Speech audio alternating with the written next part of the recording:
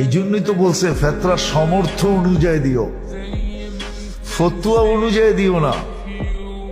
হ্যাঁ, লেখা রাখেন আমার কথা, মিডিয়া যেতেছে, আদায় হয়ে যাবে ফেতরা, কিন্তু আপনার নামটা কৃপণের খাতায় উঠবে, কৃপণের খাতায়।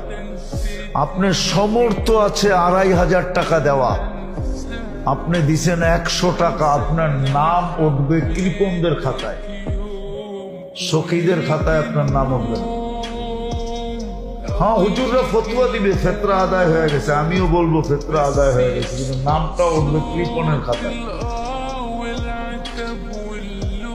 এই জন্য ফেতরা শুধু রোজার পবিত্রতার জন্য না, এক সামাজিক ধনী গরিবের বন্ধনের জন্য ছিল। বন্ধন হবে, মহব্বত হবে, কেননা এটাই সত্য, কিতাবের কথা এটাই সত্য।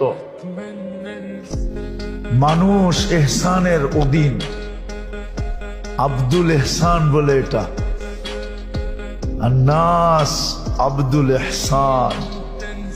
এহসান যে করে মানুষ তার সামনে একটু নতই থাকে, ঝুঁকেই থাকে।